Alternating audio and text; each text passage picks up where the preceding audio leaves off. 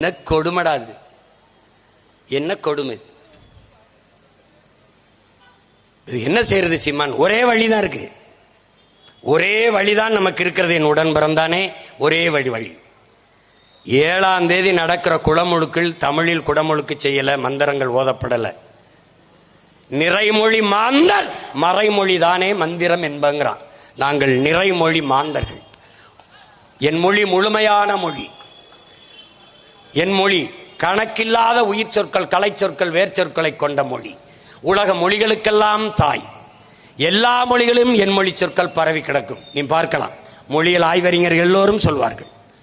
நம்முடைய நாட்டின் மதிப்புமிக்க முதன்மை அமைச்சர் ஐயா நரேந்திர மோடி உலகமெங்கும் சென்று உலகிலேயே முதல் மூத்த மொழி தமிழ் எங்களுடைய நாட்டில் இருப்பது எங்களுக்கு பெருமை என்று பேசி வருகிறார். நாம பேசுவதே அவர் பேசுகிறார்.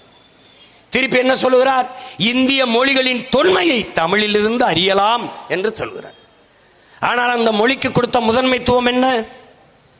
இந்திய நாட்டின் நாடாளுமன்ற கட்டிடத்தை புதிதாக கட்டி எழுப்பினார்களே, அதன் வாசலிலே, அதன் சுவற்றிலே சமஸ்கிருதம், இந்தி, ஆங்கிலத்தில் கல்வெட்டு இருக்கிறதே, தமிழில் ஏன் கல்வெட்டு இல்லை என்று கேட்ட ஒரே மகன் உங்கள் மகன், உங்கள் உடன் பிறந்தான் சீமான் மட்டும்தான்.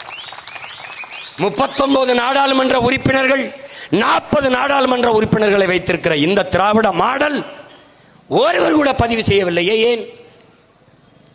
ஏனென்றால் தமிழுக்கும் அவர்களுக்கும் தொடர்பில்லை. அவர்களுக்கு தமிழ் தேவையே இல்லை. தமிழனை பிச்சைக்காரனை ஆக்கியாச்சு. தமிழன் ஏமாளி ஆகிவிட்டான். அவன் போதையிலும் கேளிக்கையிலும் நாட்டம் கொண்ட இனக்கூட்டமாக மாறிவிட்டான்.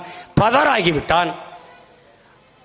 அவனுக்கு குடும்ப தலைவிக்கு 1000, படிக்க போற பெண்களுக்கு 1000, மாணவ செல்வங்க மாணவ தம்பிகளுக்கு 1000 கொடுத்தால் முடிந்தது.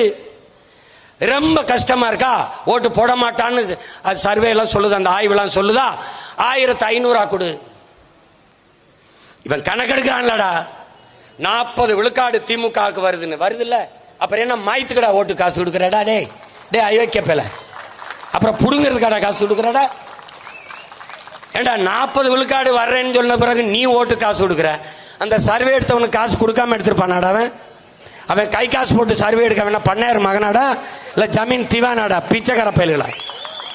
அவனுக்கு இவ்வளவு வருது, இவனுக்கு அவ்வளவு வருது. எங்கிருந்துடா வருது?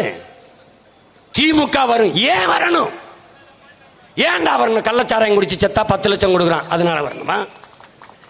ஏன் நாட்டின் முதலமைச்சர் பேசுறாருடா?